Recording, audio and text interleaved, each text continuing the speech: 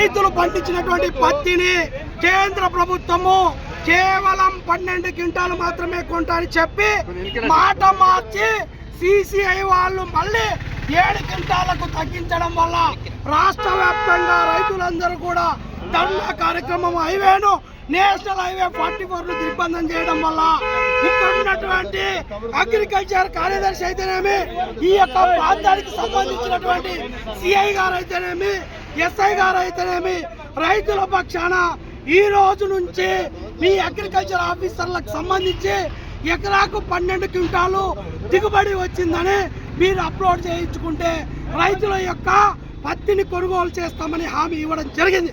కాబట్టి ఈరోజు హైవే దిగ్బంధాన్ని ఇప్పటికి విరమిస్తూ ఈ రోజు వచ్చినటువంటి సిసిఐ కేంద్రానికి వచ్చినటువంటి పత్తి రైతులందరినీ కూడా ఎకరాకి 12 క్వింటాలు కొంటామని హామీ ఇవ్వడంతో రైతులందరూ కూడా విరమించుకొని ఈ యొక్క కార్యక్రమాన్ని ముందుకు తీసుకుపోవని ఇక్కడ ఉన్నటువంటి అగ్రికల్చర్ కార్యదర్శి మాకు హామీ ఇచ్చారు. ఈ రోజు ఎకరాకు 12 క్వింటాల ప్రకారం రైతులు పత్తిని కొనుగోలు చేస్తారు. అందరూ రైతులకు న్యాయం జరుగుతుంది. మేము ఇచ్చిన మాటనే అడుగుతున్నాం. మళ్ళీ మాట మార్చి తగ్గిస్తే ఇది కేంద్ర వైఖరిని ఖచ్చితంగా ఖండిస్తాం.